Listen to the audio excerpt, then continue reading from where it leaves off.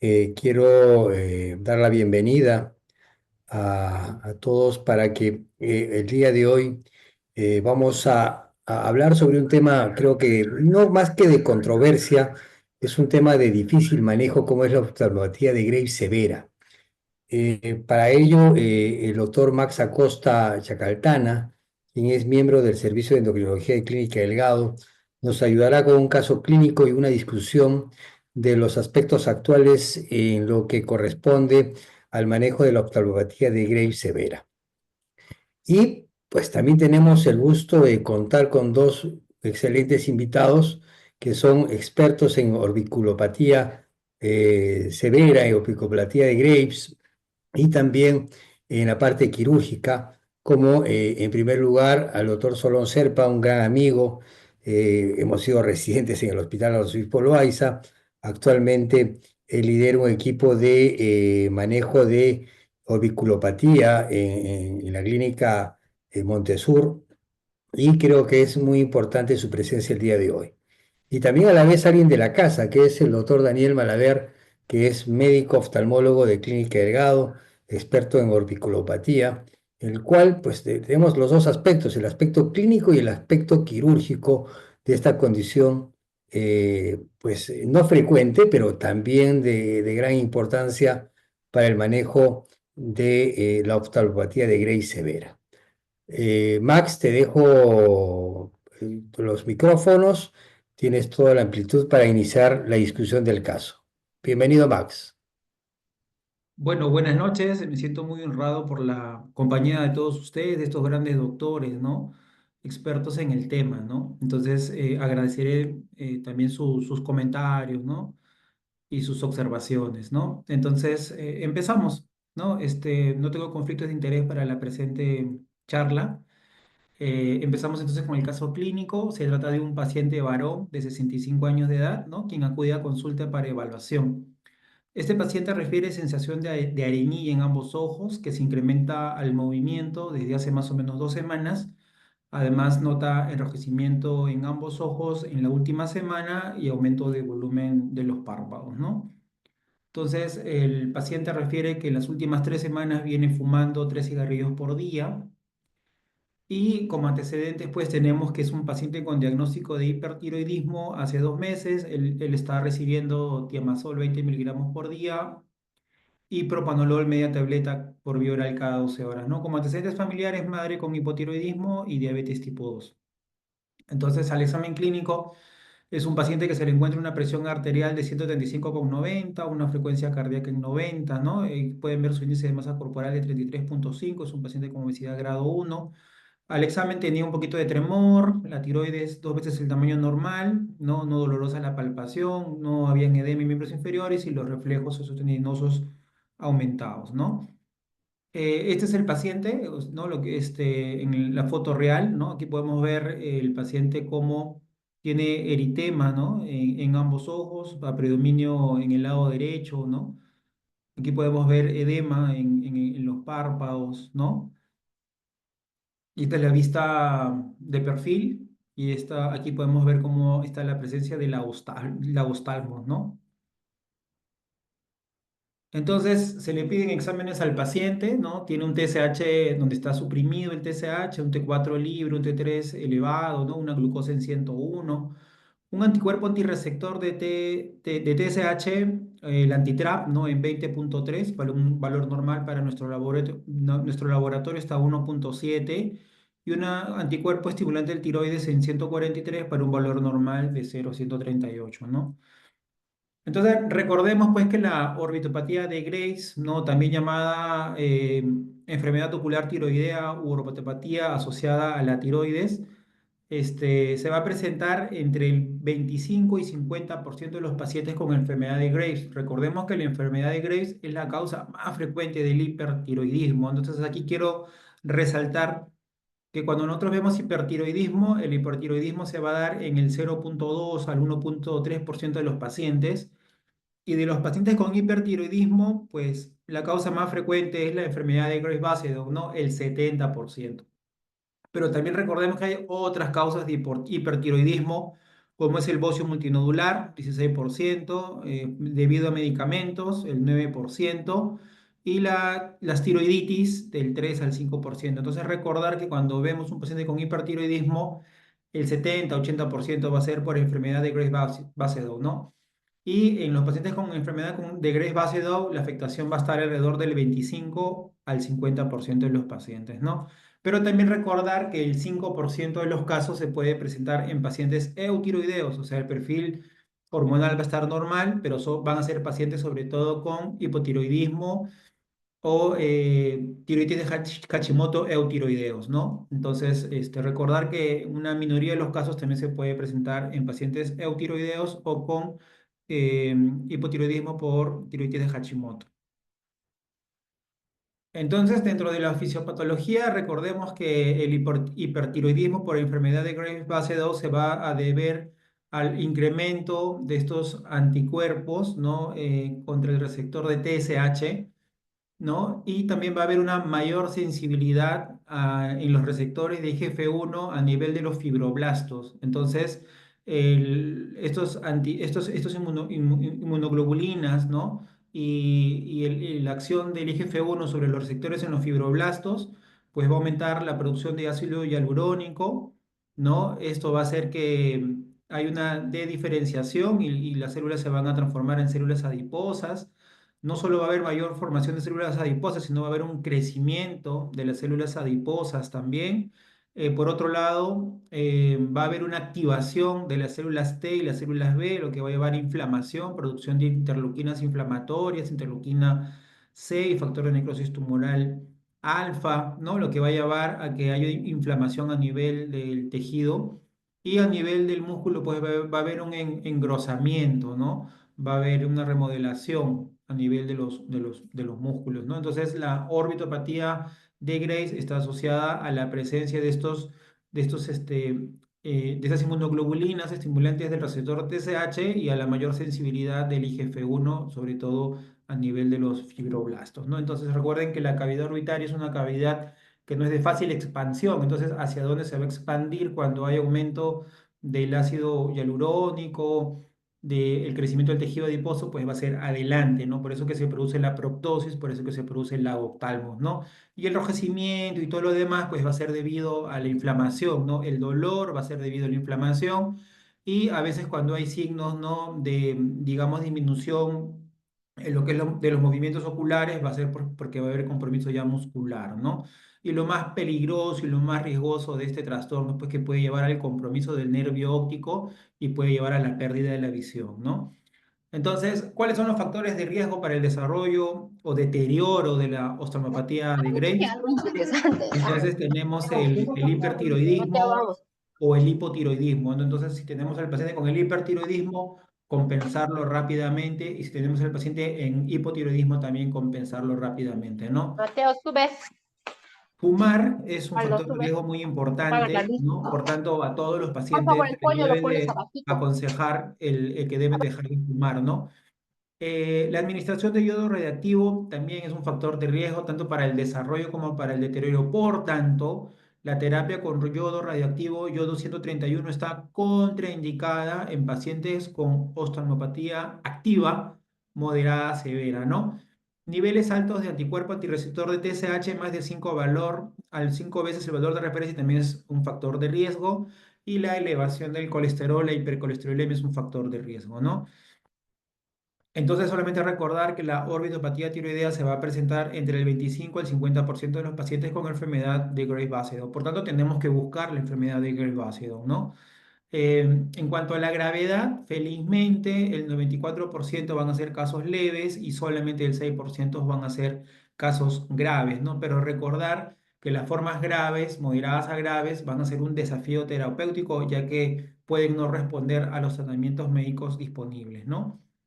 Entonces, en cuanto al diagnóstico, es muy importante la historia clínica y la exploración, ¿no? Entonces, debemos siempre evaluar la presencia de actividad y debemos de evaluar la severidad. En cuanto a la actividad, tenemos a la escala de actividad clínica. Y en cuanto a la severidad, esta se va a dividir en leve, moderada o severa. Entonces, siempre que tengamos la sospecha de orbitopatía de Graves, siempre debemos evaluar si esta está activa o inactiva y si el grado es leve, moderada y severo. Y esto es muy importante porque dependiendo de esta evaluación es la intervención terapéutica que vamos a elegir, ¿no? Entonces aquí tenemos la evaluación de la actividad para el endocrinólogo según la guía Wogo.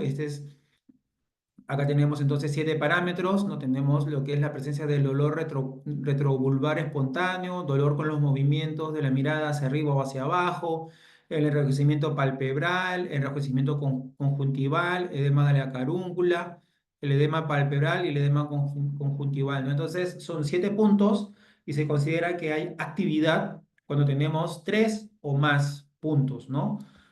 Entonces, en nuestro paciente tenía dolor espontáneo, tenía sensación, ¿se acuerdan? De arenilla, dolor como el movimiento ocular, ¿no? En este caso con la mirada hacia arriba y hacia abajo.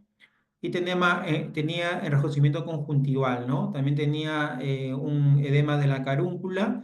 Entonces, podemos decir también con el edema palpebral que tenían a nivel superior e inferior, pues que el paciente tiene 5 de 7 puntos. Por tanto, este paciente tiene actividad de la enfermedad, ¿no?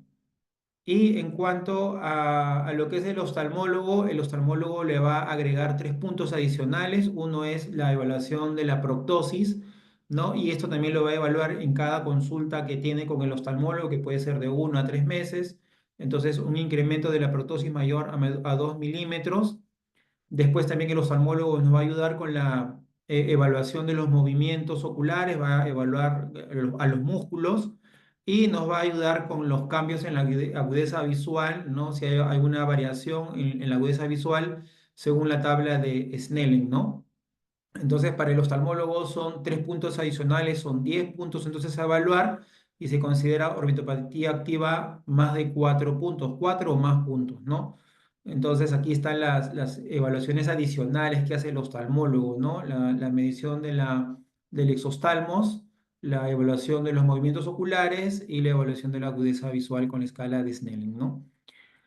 En cuanto al curso de la enfermedad, recordar pues que es una enfermedad autolimitada, ¿no? Es una enfermedad que en teoría va a tener un tiempo de duración entre 1 a 3 años, 1 año en la mayoría de los casos, hasta 3 años en los pacientes que van a ser pacientes pues que tienen el antecedente de fumar, ¿no?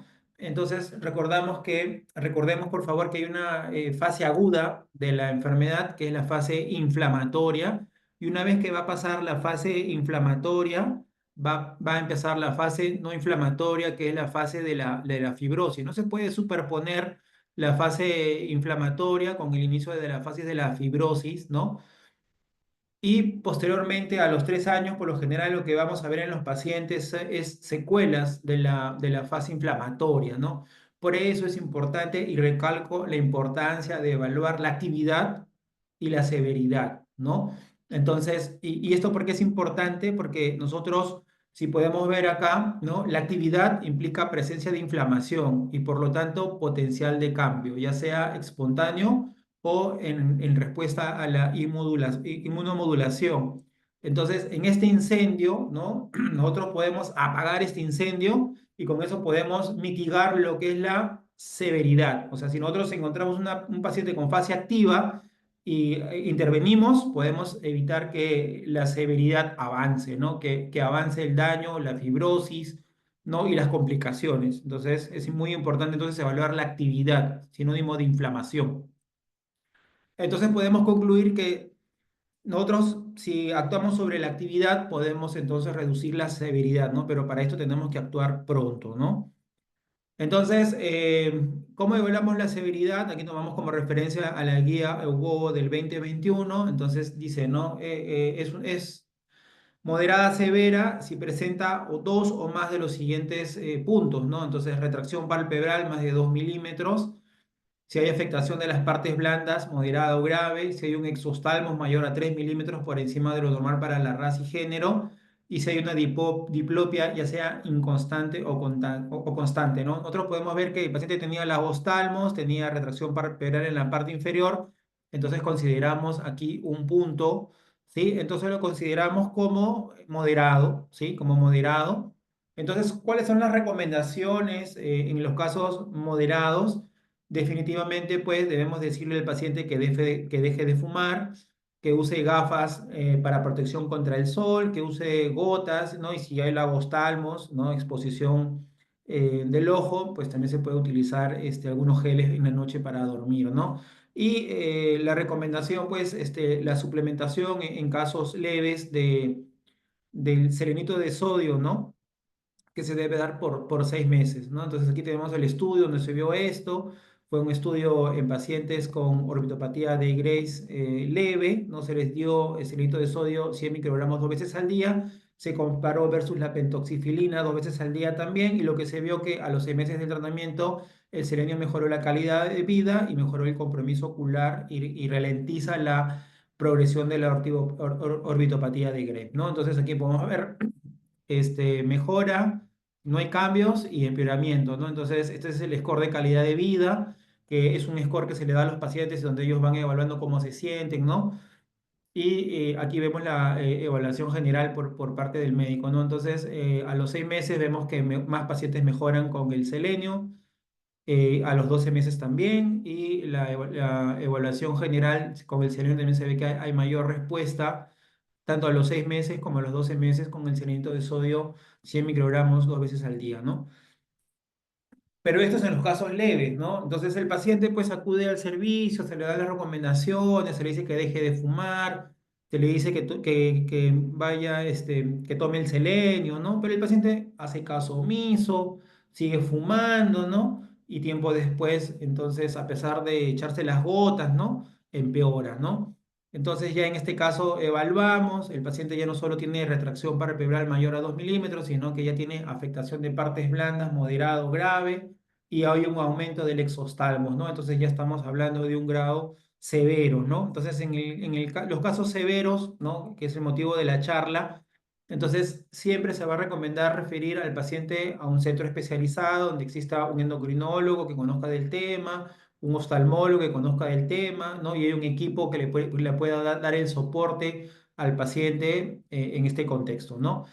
Entonces, en lo que es el orbitopatía moderada severa, ¿no? Aquí se recomienda la metilprednisolona. Hay dos esquemas, básicamente el de 4,5 gramos en dosis acumulada, esta es la más usada, ¿no?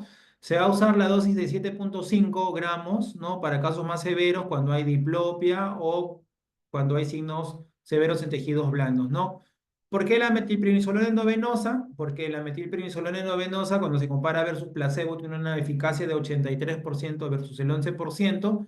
Y cuando se compara la metilprednisolona endovenosa versus los corticoides por vía oral, pues vamos a tener una respuesta de 83% versus el 63%, ¿no? Por tanto, la metilprednisolona endovenosa va a ser el tratamiento de elección en los casos moderados a severos, ¿no?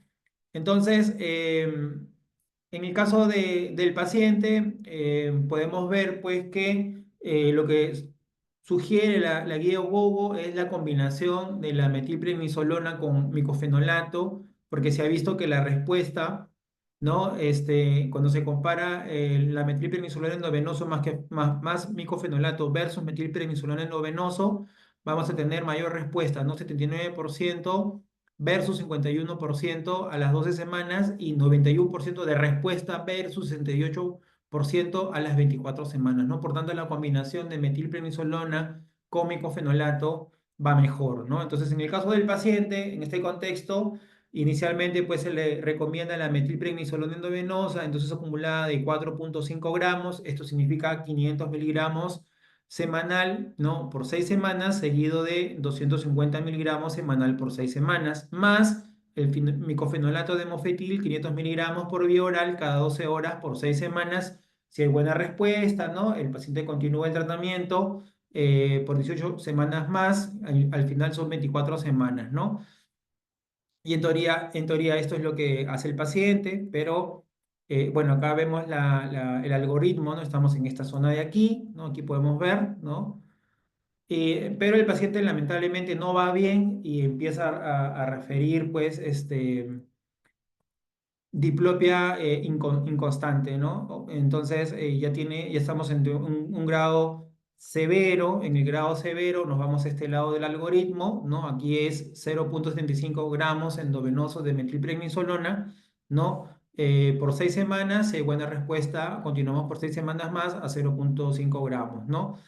Entonces, se le da este esquema al paciente, ¿no? Y lamentablemente el paciente no evoluciona bien, ¿no? Aquí podemos ver una figura, ¿no? Donde vemos la actividad de la enfermedad, la severidad, la primera línea de tratamiento, corticoides endovenosos, metilprednisolona con micofenolato, y si no hay buena respuesta, vamos a una segunda línea de tratamiento, ¿no? Entonces, en cuanto a la segunda línea de tratamiento, ¿no? Tenemos la metilprednisolona endovenosa más, por ejemplo, lo que es la radioterapia de la órbita, ¿no? Y aquí podemos ver, pues, que se da la terapia combinada, se recomienda 20 G dividido en 10 dosis de 2. Esto puede producir eritema local y alopecia temporal, retinopatía microvascular en el 1 o 2% de los casos y una mayor prevalencia de catarata, ¿no? La radioterapia está contraindicada en pacientes con retinopatía diabética hipertensiva severa y en pacientes jóvenes, esta es una contraindicación relativa, menores a 35 años por la mayor frecuencia de catarata, ¿no? Y otro tratamiento que no está disponible en el Perú es el teprotumumab. Entonces, en el teprotumumab son 8 infusiones endovenosas cada 3 semanas, dosis de inicio 10 miligramos por kilogramo, seguido de 20 miligramos por kilogramo. Aquí vas a tener una respuesta de 83% versus 10% en placebo. Mejora el score de actividad, mejora la diplopia, mejora el exostalmos. Eso es importante porque es uno de los medicamentos que mejora el exostalmos en promedio 2,5 milímetros y mejora la calidad de vida, ¿no? Y la FDA ha aprobado este medicamento en el 2020 para la orbitopatía de Graves, ¿no? Pero no está disponible.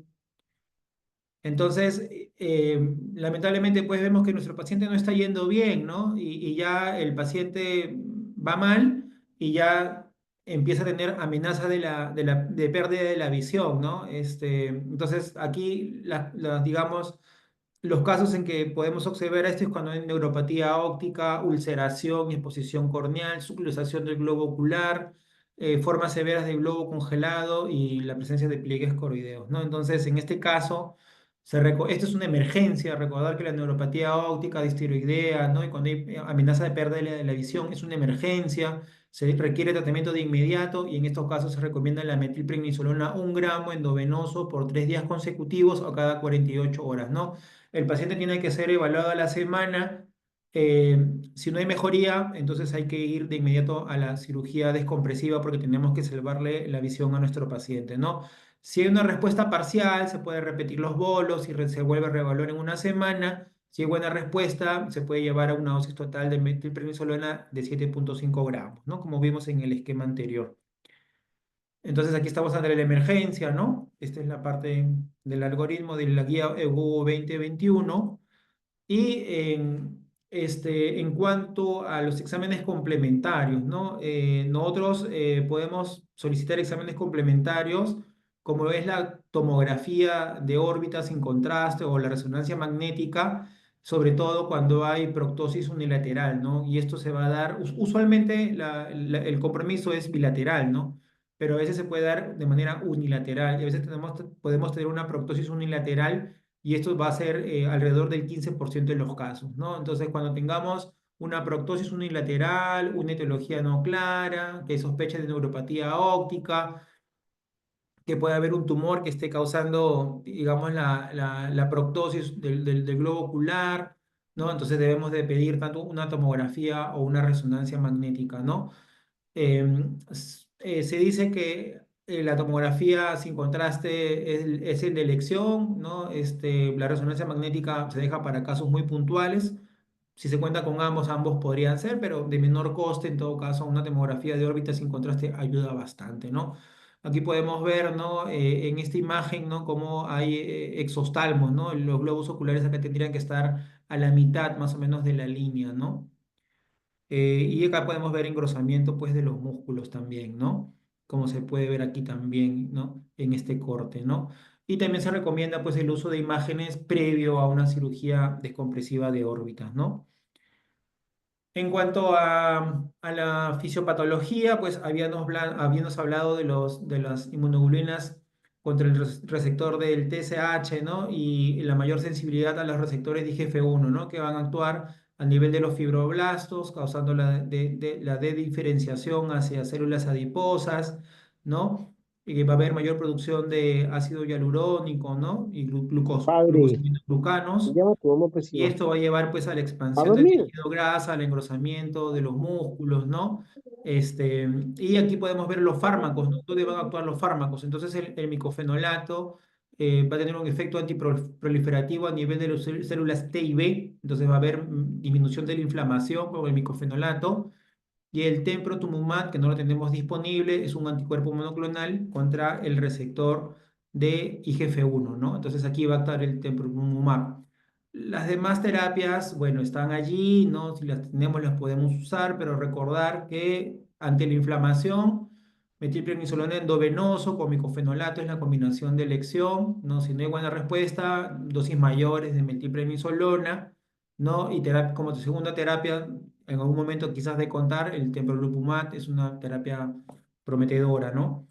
Entonces recordemos, ¿no? Que si nuestro paciente tiene orbitopatía activa leve, ¿no? Puede recibir esteroides si decidimos dar terapia con yodo 131 a nuestro paciente, ¿no? Recordar que la terapia con yodo 131 está contraindicado en orbitopatía activa moderada severa, ¿no? Pero si es leve se puede dar prednisona en dosis de 0,3 a 0,5 miligramos por kilogramo día para pacientes con múltiples factores de riesgo y 0,2 miligramos por kilogramo por día para pacientes con bajo riesgo, ¿no? Se inicia el mismo día que se va a dar la terapia con yodo y se debe dar por un periodo de 3 meses.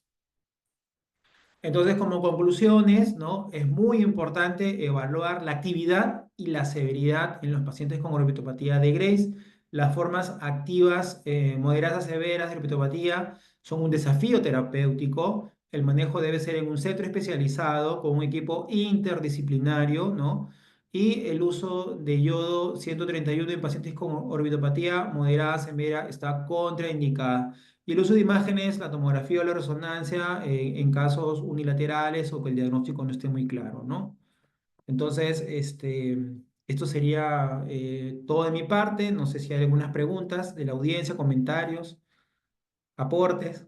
Gracias, Max, por la presentación.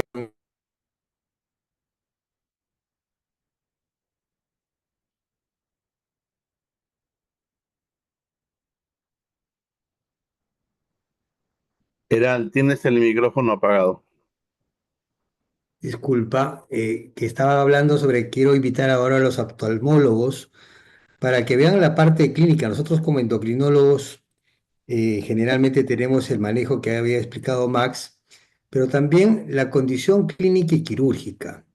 Bueno, dejo abierto a los comentarios a Solón y luego a Daniel para que nos puedan a dar los aportes con respecto a cómo hacer el acceso desde el punto de vista, por ejemplo, yo siempre me pregunto en qué momento nosotros estamos indicando estas drogas de tercera generación o segunda generación que no las tenemos en el país, pero sí tenemos, por ejemplo, tocilizumab o tenemos rituximab. Ustedes han tenido experiencia con estos fármacos, por ejemplo y también con respecto a lo que es quirúrgico, ¿no? Quisiera sus comentarios, Solón y Daniel.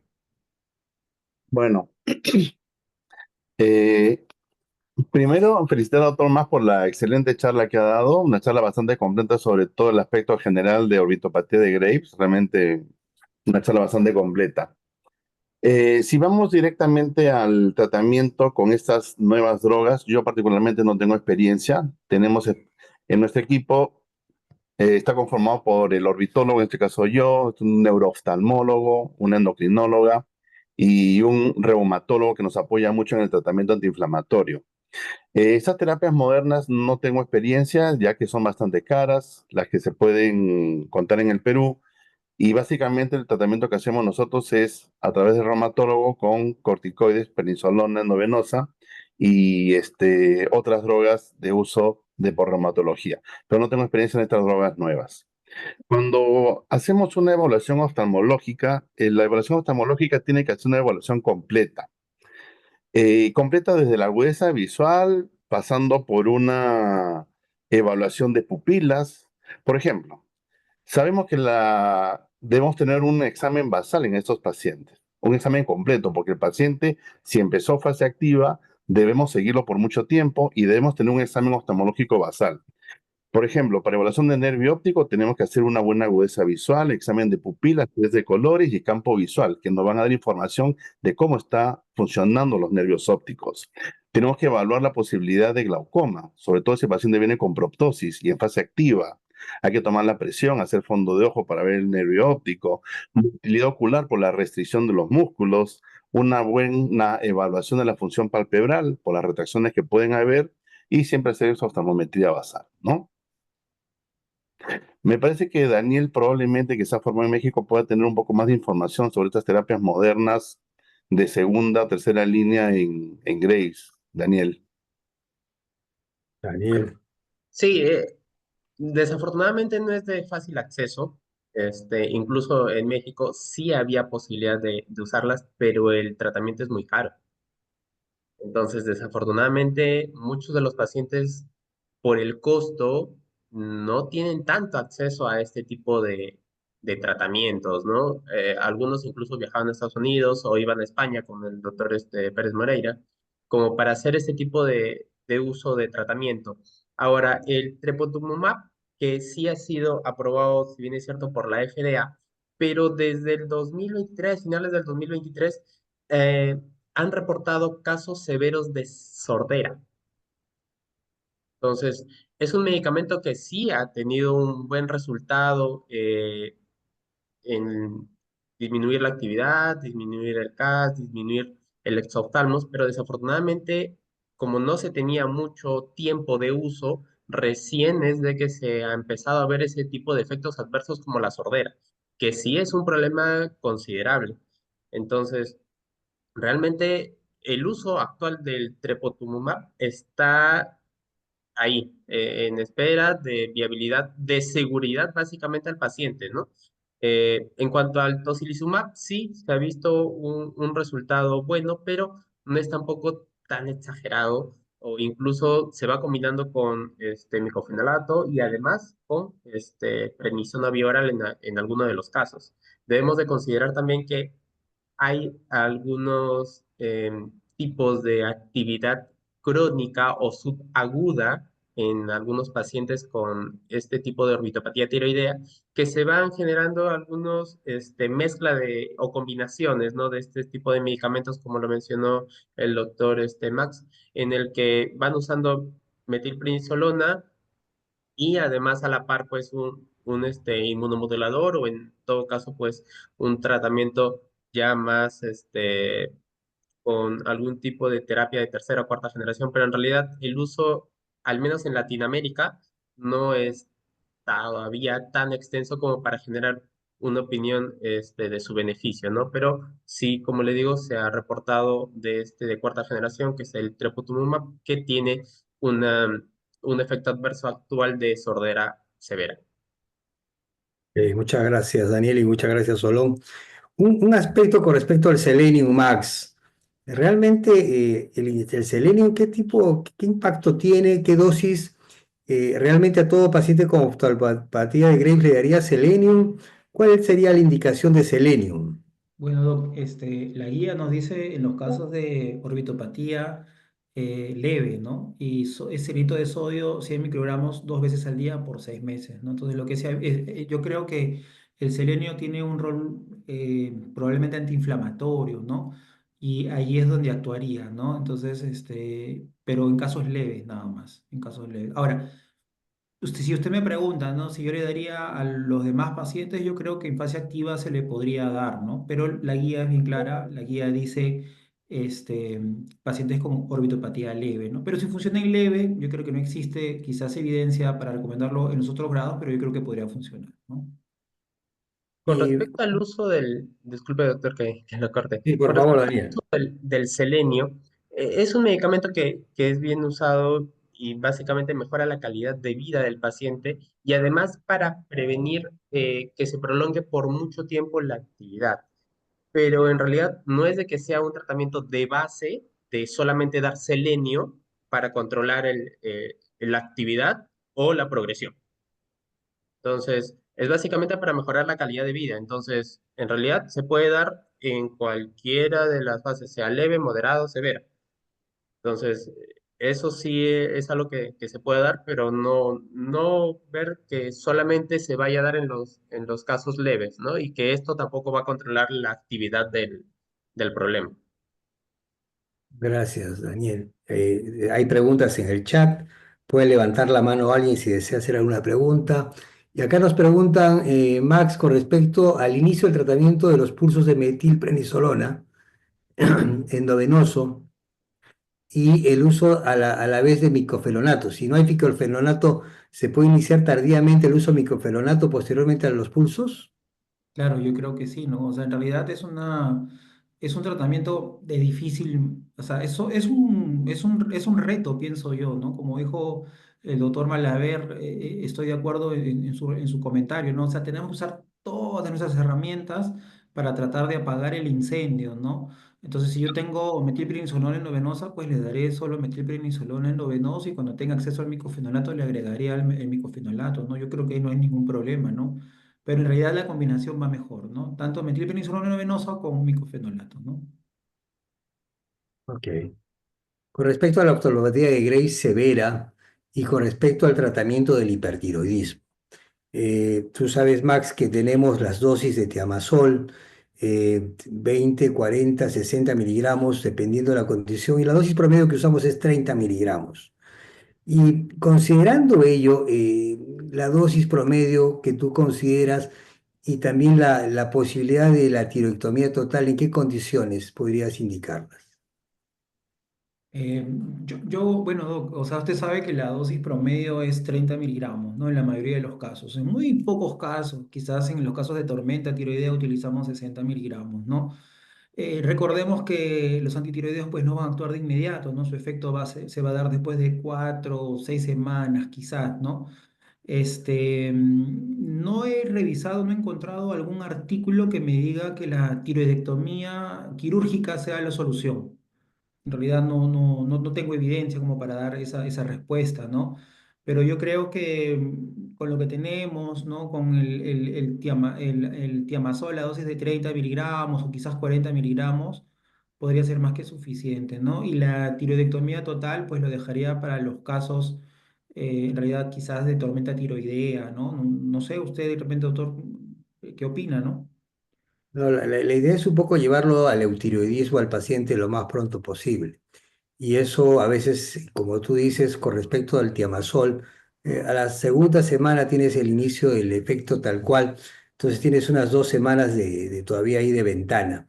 Por lo tanto, a veces pues nos llama la atención un hipertiroidismo tan severo que vemos al paciente con un bocio gigante, grande, y que realmente a veces va a ser de difícil control y con una oftalmopatía severa, pues no hay duda que hay que estabilizar al paciente y con el riesgo de tormenta. Siempre vamos a tener la consideración de hacer una junta clínica con el grupo de médicos para poder tomar la decisión, la necesidad de una tiroidectomía total. No hay duda que el paciente, mientras esté más controlado en una oftalmopatía de Graves, es lo más importante con respecto al hipertiroidismo. Y con respecto al antitrap como marcador de riesgo, ¿algún comentario ahí con respecto al panel? Porque esto de lo que tú hablabas de 5 veces más del valor del antitrap, ¿a todos los pacientes con oftalmopatía de Graves le haríamos antitrap? Yo pienso, doctor, que si está disponible en la clínica, o sea, hay que hacerlo, ¿no? Y lo que sí quizás hacerle un seguimiento, ¿no? Pero en realidad, usted recuerda pues su tiempo de Loaiza, ¿no? Usted lo manejaba todo clínico, ¿no? Así es, pero yo creo que este marcador de 5 veces más y el pronóstico y riesgo igual. No sé cómo es un comentario para que nos dé Daniel, la Yo, experiencia en México y Solón con respecto a esto del seguimiento de los anticuerpos antitrap, que creo que es interesante verlo porque se puede hacer un seguimiento realmente. En la clínica tenemos el anticuerpo y realmente creo que es de gran utilidad para todos nosotros los endocrinos, porque siempre estábamos acostumbrados a usar TSI y los antitiroideos, pero cuando aparece el TRAP empezamos a hacerlo más frecuentemente y vemos la necesidad sobre todo en estas condiciones. ¿Algún comentario, Daniel, con respecto a ello? Solón. Sí, doctor. Eh, en realidad, a ver, se tiene que entender de que la orbitopatía tiroideo o distiroidea en todo caso, en realidad es una respuesta autoinmune, porque ya la grasa y los músculos y la glándula lagrimal, además, en la órbita, tienen receptores para este tipo de sustancias y hormonas. Entonces, esta se da porque ya el cuerpo empieza a atacar este tipo de anticuerpos, pero la orbitopatía tiroidea se puede activar independientemente del estado de la tiroides. Si bien es cierto, en casos de orbitopatía severa del Graves que tienen pues un cuadro muy severo y muy agudo, sí se puede presentar una orbitopatía con mayor incidencia, pero en realidad tengo pacientes incluso posoperados de tiroidectomía que después de su cirugía han hecho orbitopatía tiroidea, incluso sin tener tiroides, porque como es una respuesta autoinmune y la TSH pues no se produce en la tiroides, eso se sigue produciendo. Entonces, lo que buscamos con el tratamiento es en realidad llevar a lo mínimo y reducir el tiempo de actividad de lo que dura entre 1 y 3 años, reducirlo al máximo que se pueda para inactivar el problema de la orbitopatía tiroidea y recién con lo que ya tenemos en la fase inactiva, tratar las secuelas. En este caso puede ser cirugía de descompresión orbitaria, ¿no? Una cirugía en la que tengamos que disminuir el oftalmos porque tiene la oftalmos o porque tiene pues una queratopatía por exposición, dependiendo mucho de los valores de la oftalmometría y del tamaño de la órbita de cada paciente, porque cada paciente en nuestro país pues tenemos muchas razas y actualmente, del tiempo que regresé a Perú y lo que estamos viendo es de que en general los peruanos tenemos una órbita pequeña. Cualquier aumento, por más mínimo que parezca, de uno de los componentes, sea grasa, glándula lagrimal o grasa o músculos, el ojo se va a ir hacia afuera. Entonces va a producir una protosis y un exoftalmos. Entonces, después de eso ya va a la fase de una cirugía de estrabismo si quedara con algún tipo de desvío y posterior a eso ya el tratamiento de la parte estética de los párpados que quedan sueltos y demás. Entonces sí debemos entender de que en realidad esto se puede presentar incluso en pacientes eutiroideos o en pacientes hipotiroideos en el caso de la tiroiditis de Hashimoto. Entonces, en realidad, el solicitar los anticuerpos, yo sí estoy de acuerdo que se deben de solicitar, es algo que nos va a servir para el seguimiento, sí, pero el hecho de que estén presentes no va a hacernos de que demos, por ejemplo, si está 8 veces su valor, de eso no va a depender de que le demos a ese paciente pulsos de 1 gramo o de 500. Ahí ya manda a la clínica. Lo que nos indican los anticuerpos es de que sí, tiene una respuesta autoinmune. Puede ser con el anticuerpo de TSH, puede ser con el antitiroglobulina, con el antiperoxidasa. Pero en realidad cualquiera de estos es una respuesta autoinmune a esto.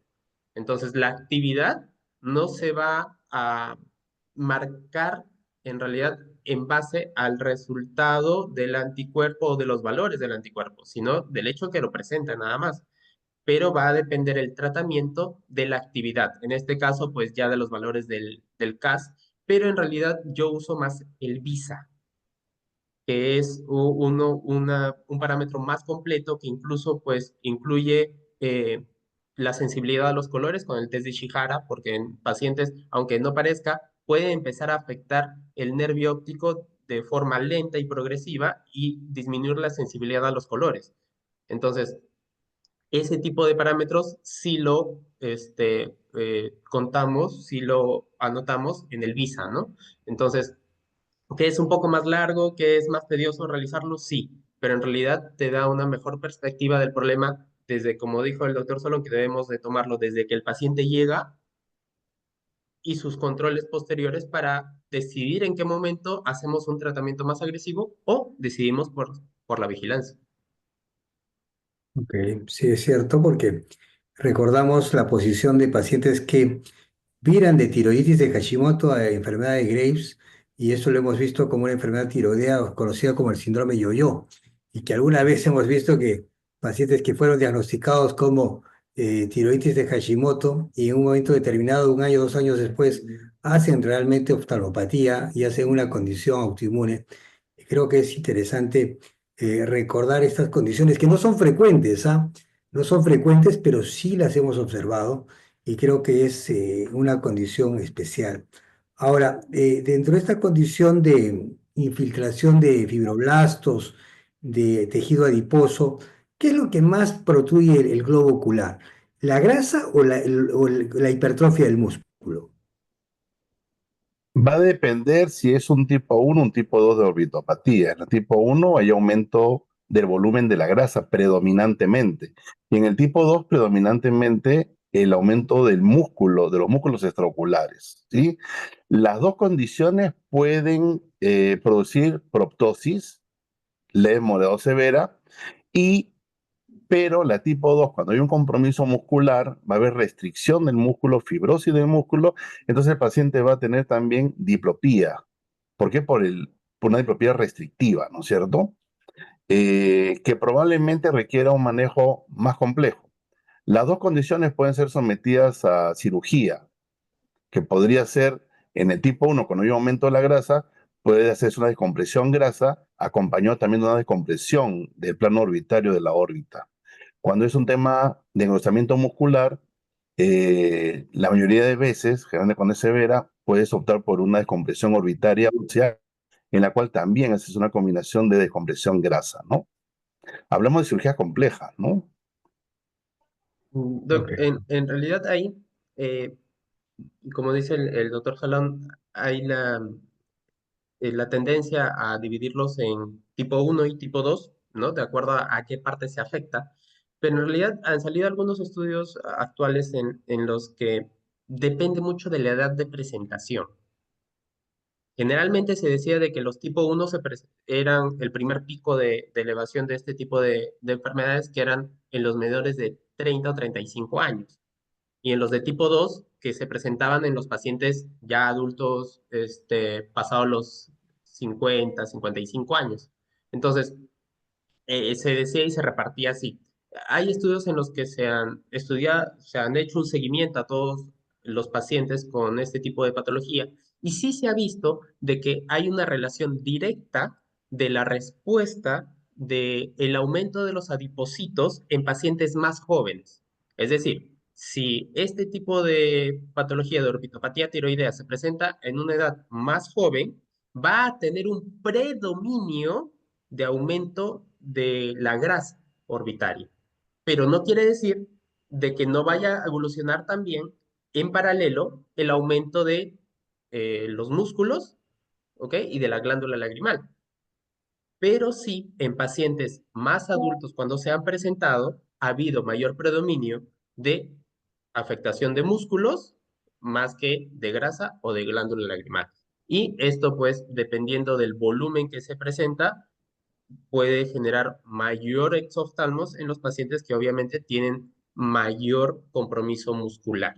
Pero como dijo el doctor Solón, esto es un tratamiento que es tedioso, es complicado, es una cirugía pues de las más complejas que se puede realizar.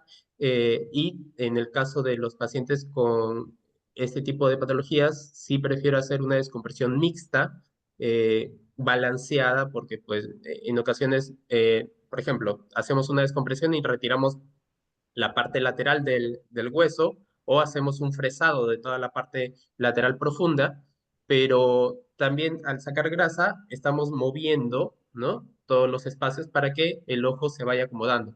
Pero si no retiramos o no movemos uno de los lados, pues obviamente si se desplaza los músculos o todo el paquete del globo ocular hacia un lado, va a haber un mayor predominio de diplopia. Entonces, tenemos que balancear este tipo de cosas para que se dividan muy bien las fuerzas adentro de la órbita y que se vaya parejo, ¿no? Para un lado y para el otro, para que el ojo en realidad retroceda axialmente, no solamente a uno de los vectores. Este, Bien. doctor, bueno, yo quiero aprovechar la presencia acá de los doctores de oftalmología, ¿no? Yo les quisiera preguntar cuáles son las indicaciones, en qué casos ustedes han necesitado hacer la cirugía descompresiva, digamos, cuáles son digamos, los efectos adversos más frecuentes que tienen los pacientes después de la cirugía, ¿no? Y qué es lo que se le tiene que avisar que pueden presentar, ¿no? Y qué tanto se les puede asegurar una cirugía exitosa, ¿no? Y hasta qué punto se les puede decir eso, ¿no? Contesto yo primero, Daniel, y tú complementas. Sí, Hay casos de descompresión que hay que realizarse en forma urgente, que ya lo comentó el doctor Max en su excelente charla, que son tres condiciones básicamente. Neuropatía óptica compresiva. Aumenta el volumen de los músculos extraoculares y a nivel del lápiz orbitario, estos músculos van a estrangular el nervio óptico. Entonces el paciente va a tener una disminución de agudeza visual por una neuropatía óptica compresiva, ¿no? Entonces esa es una urgencia, hay que descomprimirlo al paciente para liberar esa presión sobre el nervio óptico. La segunda condición es un glaucoma secundario a Graves. El globo ocular es desplazado hacia adelante, se topa con el septum orbitario y entonces hay un juego de presiones que aumentan la presión del globo ocular y hacen glaucoma, hacen presiones altas y esa presión alta puede producir ceguera. Entonces hay que descomprimirlo para que disminuya la presión intraocular. Y la tercera condición, que creo que algo de eso tenía el paciente que mostró el doctor Max, es una queratopatía por exposición, ¿no? Los pacientes hacen daño de la córnea por exposición, hacen úlceras corneales, puede perforarse la córnea y es una condición severa que también es la tercera condición en la cual uno tiene que hacer una descompresión. Y bueno, y probablemente, por lo menos en lo que yo he visto, probablemente también los casos del doctor Malaver, que la mayoría de descompresiones son estéticas, ¿no? Pacientes que ya llegaron a una fase inactiva de la enfermedad, quedan con una proptosis moderado severa, quieren mejorar su aspecto estético, y si es severa, entonces uno tiene que hacer una descompresión. Daniel. sí. Sí, bien lo dijo el doctor Solón. La mayoría de los pacientes, afortunadamente, ya se hace una descompresión en la fase inactiva. Y es más una cirugía de rehabilitación eh, estética, ¿ok? En la mayoría de los casos, para liberar, pues, por ejemplo, pacientes que tienen mucho lagoptalmos, pacientes con mucha retracción palpebral, que empiezan a hacer una queratitis por exposición. Esos pacientes se les descomprime. Son muy pocos los casos que se hacen de urgencia, porque además la inflamación que produce la descompresión orbitaria, que es alta, puede hacer de que el paciente pierda la visión. Entonces, eh, hay muchos pacientes incluso que aparentemente estaba inactivo, se hacen todas las medidas de seguridad para que el paciente pues tenga una buena recuperación, pero a pesar de eso, después de la cirugía se activa el problema de retinopatía tiroidea, incluso severamente. Entonces, en realidad es aquí tener cuidado, elegir bien el momento en que se hace una cirugía descompresiva, ¿no? Para poder tomar la decisión. A veces confundimos, a veces incluso el CAS. Por ejemplo, el CAS te dice una hiperemia conjuntival, quemosis o un edema de carúncula, pero, por ejemplo, la hiperemia conjuntival también se puede producir por un lagoftalmos y no necesariamente cuenta como un signo de actividad. Por eso es importante que cuando tengan un paciente de tiroideo, y yo prefiero que sea ni bien diagnosticado de alguna enfermedad tiroidea, sea derivado con el oftalmólogo para que tenga la base de cómo se está presentando y hacerle su seguimiento. En el caso que comentó el doctor Manrique, de que eran raros los pacientes con tiroiditis de Hashimoto que hagan ese problema, tengo dos pacientes justo ahí en la clínica Delgado que vinieron con signos inflamatorios, eh, con ojo rojo, molestias, lagrimeo. En primera instancia lo trataron como una conjuntivitis alérgica, le dieron tratamiento, no respondía, le dieron incluso corticoides tópicos, no respondió de la manera adecuada y empezó a hacer un edema de párpados. Me lo derivan, se le hace el interrogatorio, me indica que había tenido inicialmente un tratamiento para una enfermedad tiroidea, le dijeron que ya estaba bien y le suspendieron el tratamiento. Tenía 6 meses sin tratamiento. Le digo, ¿pero te hicieron exámenes? Me dice que sí, le hicieron sus exámenes y, claro, estaba eutiroideo, pero no le habían pedido marcadores de anticuerpos. Le solicité los anticuerpos, estuvieron activos, lo derivé nuevamente con endocrinología y sí, efectivamente fue una tiroiditis de Hashimoto. Le iniciaron tratamiento, le inicié yo el selenio y afortunadamente, eso lo estamos siguiendo con la doctora Magali Flores, si no me equivoco, eh, y la verdad que el paciente ha ido muy bien. Desinflamó, está yendo con sus controles. Sí hubo un aumento considerable del volumen de los músculos, incluso con la VM y con la medición muscular tenía el índice muscular superior un poco en el límite, así que le estamos haciendo su seguimiento para ver ya en el momento de ser necesario si eso aumentara para hacerle una descompresión, al menos grasa, ¿no? Porque no es que tenga mucha prótesis, pero el riesgo desafortunadamente, como les dije en un momento, de que el paciente tiene, paciente peruano tenemos órbitas pequeñas, cualquier aumento de volumen pues puede causar rápidamente cuadros severos. Yo le quería hacer una pregunta a mi amigo el doctor Malaver. ¿Has tenido algún caso de paciente en fase activa con orbitopatía severa que hayas tenido que descomprimir? ¿Y cómo evolucionó la inflamación dado el caso posquirúrgico? Solo uno, Doc, solo uno en fase aguda. Y como le decía hace un momento, ¿no? Tener cuidado porque la inflamación de la misma cirugía puede generar mucho, mucho problema. Ese paciente lo tuvimos que hospitalizar y darle bolos de metilprednisolona como cuando estaba activa en un inicio, 3 bolos seguidos de 1 gramo diario, 3 días seguidos, y después pasamos a bolos de 750 semanal. Estuvo bastante bien.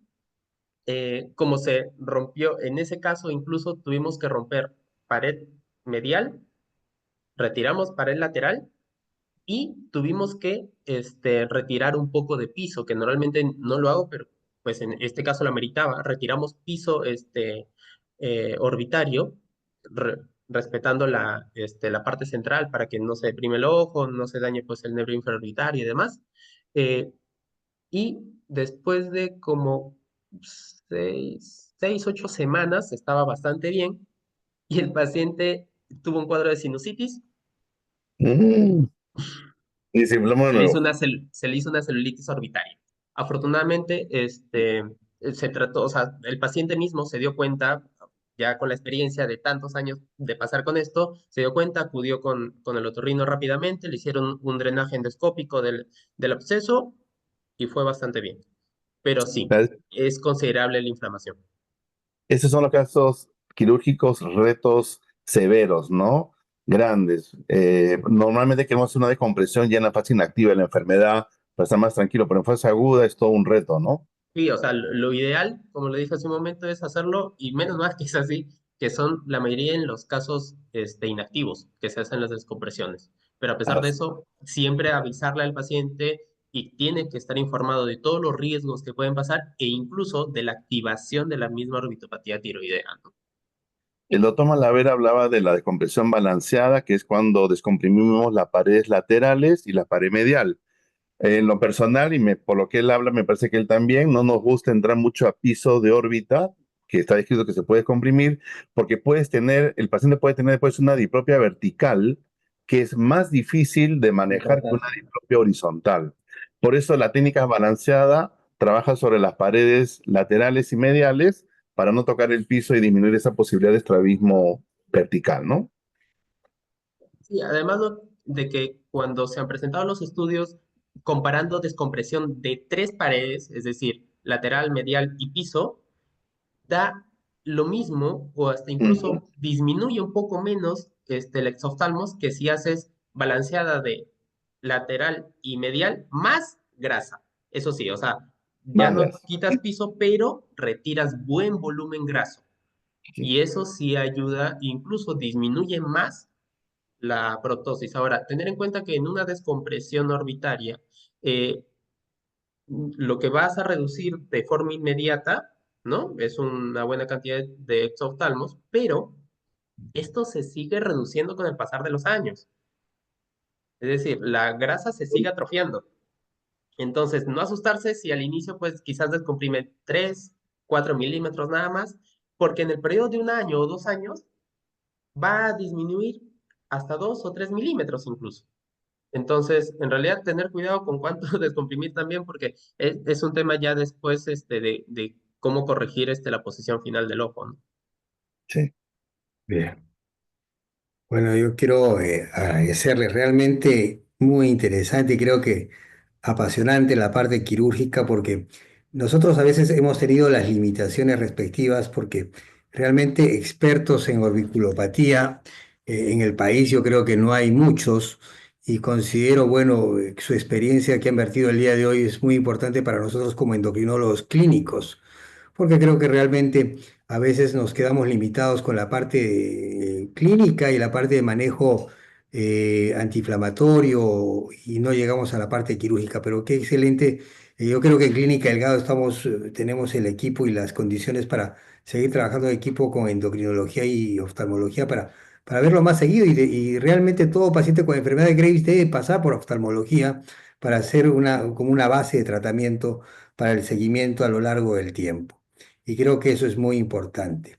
Quiero agradecerte, Max, por tu excelente presentación y como siempre por colaborar con estos lunes endocrinológicos, a Solón por tu apreciada experiencia en el tema y qué gusto volverte a ver.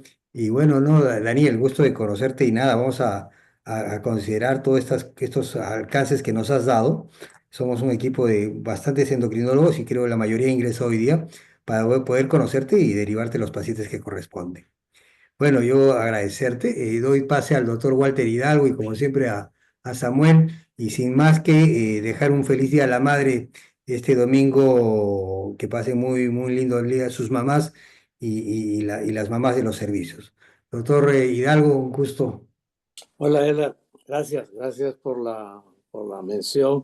Agradecerle a Max una excelente exposición, bien didáctica, bien llevada. Agradecerle a los doctores de oftalmología y saber que en la clínica tenemos al doctor Malaver para que nos pueda apoyar en todo lo que es el tema de órbita, al doctor Solón por la gentileza de habernos acompañado. Hay muchas cosas más, lo han tocado casi todo. Por ahí vi una pregunta en el chat que no sé si la llegaron a tocar acerca del beneficio del uso de las estatinas para los pacientes con orbitopatía. Yo creo que ese es un punto que siempre a veces es una cosita chiquita que la que podemos ver nosotros los clínicos, ustedes los endocrinólogos. Sí, Pero por lo está sí, descrito, doctor, está descrito, 20 miligramos de atorvastatina por día. Se así, puede dar mientras no haya contraindicación. así es. Entonces es una cosa en la cual puedes sumar un poquito más. Gracias nuevamente. Samuel, ¿qué tenemos para el próximo miércoles? Clinical Board. Ya, Clinical Board. tan Caso cordial, clínico. tan cordialmente invitados. Un abrazo para todos. Feliz día para sus mamás o esposas. No sé si ya salió el link para la asistencia, no lo veo. Todavía. Ya salió, Ya ya lo está. vi. Perfecto, listo. Un abrazo para todos. Buena semana. Igualmente, Saludos, buena muchas semana. gracias. Gracias por la invitación. Gracias a Chao, todos. Gracias a chao. todos. Muchas Buenas gracias. noches. Buenas Muchas noches. gracias, muchas Buenas gracias. noches. Chao, chao. Chao.